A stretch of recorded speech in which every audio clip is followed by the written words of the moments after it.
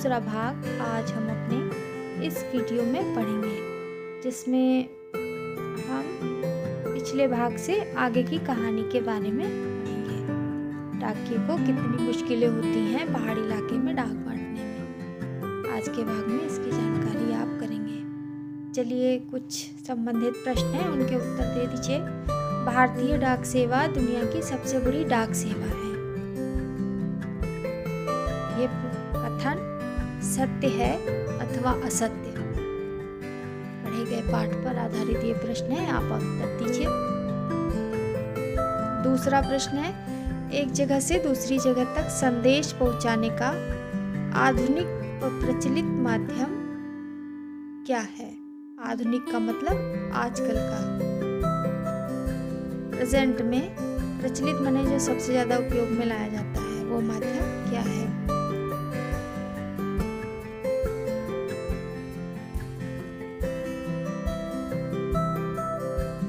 प्रस्तुत पाठ के रचयिता कौन है?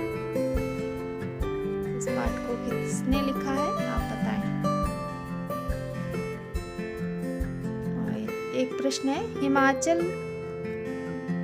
का सबसे ऊंचाई पर स्थित गांव कौन सा है? हिमाचल प्रदेश में सबसे ऊंचाई पर स्थित गांव कौन सा है? उसका नाम आप बताएं। आपने पाठ में अवश्य पढ़ा है। चलिए पाठ को पढ़ रहे हैं।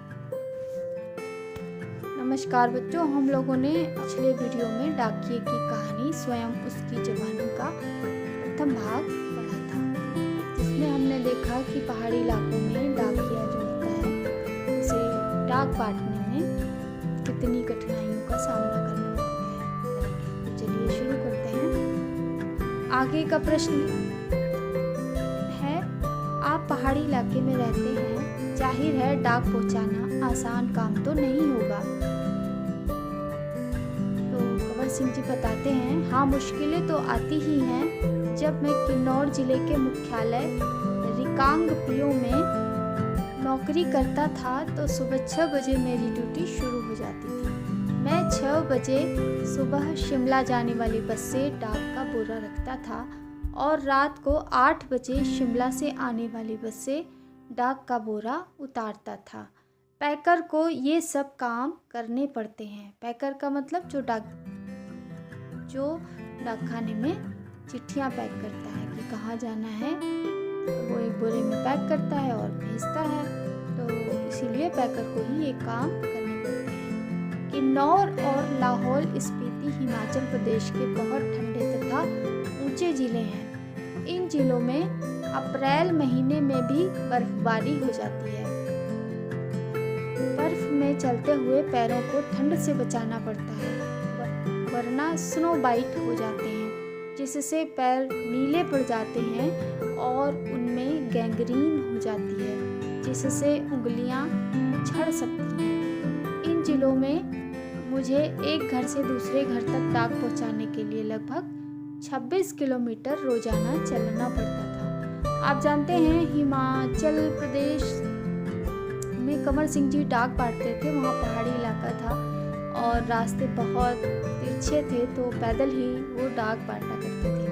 और ठंडा प्रदेश भी बहुत था, बर्फ के कारण सुन्न हो जाते थे पैर और इससे उनको और भी अत्यधिक कष्ट होता था। तो सोचिए इतने कष्टों में उन्हें डाक बांटने का काम करना पड़ता था। हिमाचल में एक गांव से दूसरे गांव की दूरी लगभग 4 या 5 किलोमीटर तक होती है। हिमाचल के गांव छोटे छोटे होते हैं। एक गांव में बस 8 से 10 या कभी कभी 6-7 घर ही होते हैं, इसलिए चलना काफ़ी पड़ता है। चलना तो खैर हमारी आदत में ही शामिल हो चुका है। ग्रामीण डाकिये की ज़िंदगी में चलना ही चलना है, यानी कि गांव में डाक बांटने के लिए, और वो भी पहाड़ी इलाका, तो पैदल चलकर ही डाक बांटी जाती है। एक व्यक्ति के घर पर चिट्ठी पहुंचाने के लिए कितना पैदल चलना पड़ता है, इसका तो अनुमान लगाना ही बहुत मुश्किल है। आपने बताया था कि पहले आप डाक सेवक थे, अब पैकर हैं, इसके आगे भी कोई प्रमोशन है क्या? तो कंवर सिंह जी बताते हैं, पैकर के बाद डाकिया बन सकते हैं, बस एक परीक्षा पास करनी पड़ती है अभी तो काम के हिसाब से हमारा वेतन काफ़ी कम रहता है। सारा दिन कुर्सी पर बैठकर काम करने वाले बाबू का वेतन कहीं ज़्यादा होता है। पैकर का वेतन बाबू के जितना ही हो जाता है। अब तो डाकिये की नौकरी में लगना भी बहुत मुश्किल हो चुका है। हम में से जितने डाकिये रिटायर हो चुके हैं, उनकी जगह नए डाकियों को नहीं रखा जा रहा है। इससे पुराने डाकियों का काम का बोझ दिन प्रतिदिन बढ़ता ही जा रहा है। न जाने आने वाला समय कैसा होगा। आप जानते हैं, आधुनिक संचार के साधन आ जाने के कारण डाकिया का काम जो है, चिट्ठी बांटने का काम जो है, धीरे धीरे अब कम होता जा रहा है। तो इसलिए नए अपॉइंटमेंट डाकिये के नहीं हो रहे हैं, और जो इस वजह से जो भी कार्य होता है पुराने डाकियों को ही करना पड़ता है, और उन्हें ज़्यादा मेहनत करनी पड़ती है डाक बांटने के लिए। काम के दौरान कभी कोई खास बात हुई हो? अब कंवर सिंह जी ने बताया कि एक बार उनका तबादला शिमला के जनरल पोस्ट ऑफिस में हो गया था, और वहाँ मुझे रात के समय रेस्ट हाउस और पोस्ट ऑफिस चौकीदारी का काम दिया गया था। यह 1998 की बात है। 29 जनवरी को रात लगभग 10:30 बजे का समय था।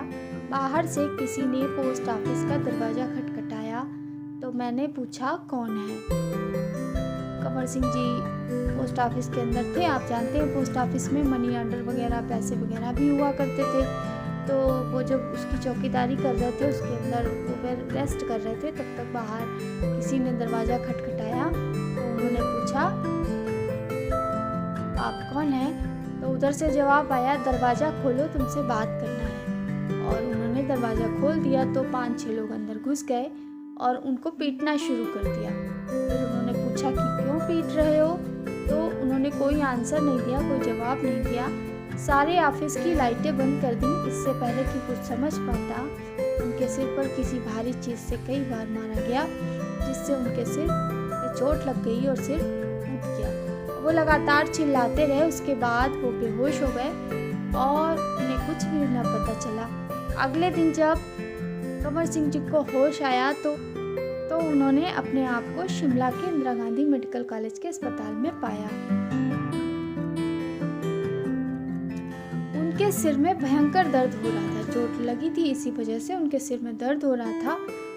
अब ये सारी बात पता कैसे चली? तो वो बताते हैं कि उन दिनों मेरा 17 साल का बेटा मेरे साथ रहता था, यानी उनका जो बेटा था वो उन्हीं के साथ रात को रहता था। उसी से पता चला कि उनके चिल्लाने की आवाज़ सुनकर वो लड़का उनका और ऑफिस के दूसरे लोग जो नज़दीक रहते थे, पास में रहते थे, दरवाजे के शीशे तोड़कर अंदर आ गए और उनको अस्पताल पहुंचा दिया।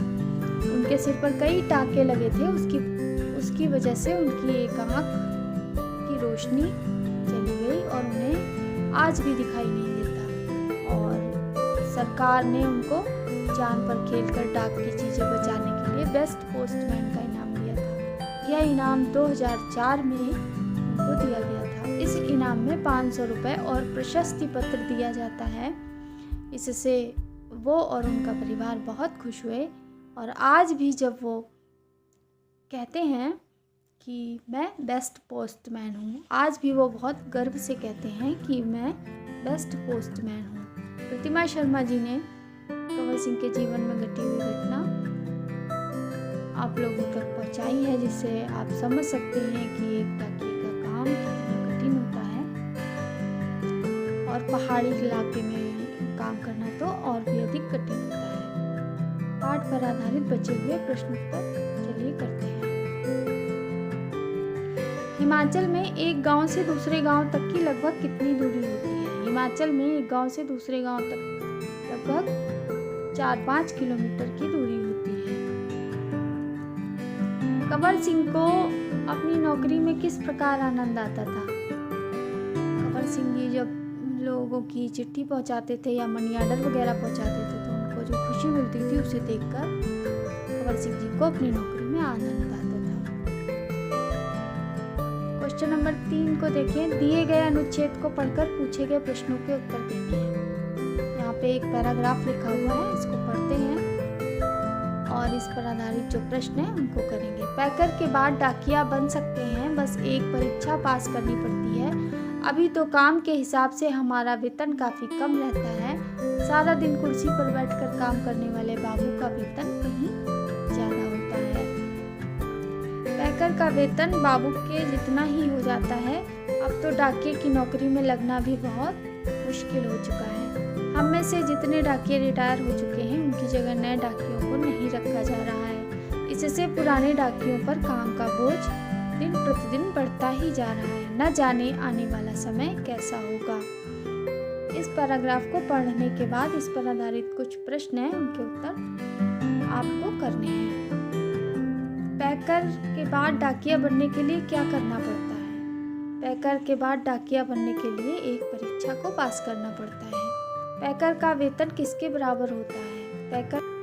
पैकर का वेतन बाबू के जितना ही हो जाता है। आजकल डाकिये की नौकरी मिलना क्यों मुश्किल हो गया है? आजकल डाकिये की पोस्ट पर नई भर्तियां नहीं हो रही हैं, इसलिए डाकिये की नौकरी मिलना और भी अधिक मुश्किल हो गया है। हाँ या नहीं में उत्तर दो। कंवर सिंह की आयु 45 वर्ष है। सही है, पाठ के आधार पर कंवर सिंह की आयु 45 वर्ष है। ये हाँ। यहाँ हर साल अनेक औरतें घास काटते समय ढलानों से गिरकर मर जाती हैं। हाँ, क्योंकि ये पाठ में बताया गया है पहाड़ी इलाकों में ढलानें होती हैं, जिस पर सावधानीवश लोग गिरकर मर भी जाते हैं।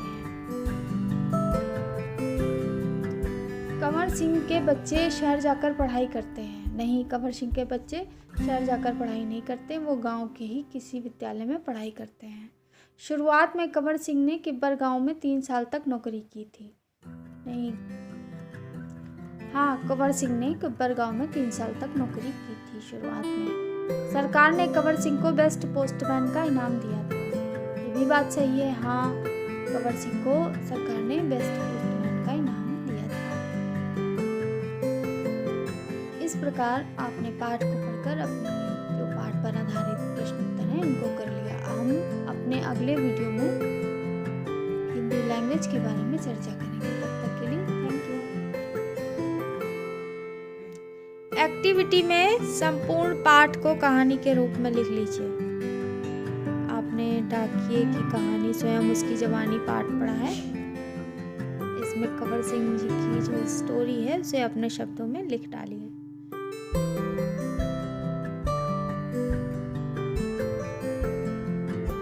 और होमवर्क में प्रश्न 1, 2, 3 और 4 को पूरा कर लीजिए और अपनी अभ्यास पुस्तिका में भी साफ व स्पष्ट लेख में लिख लीजिए।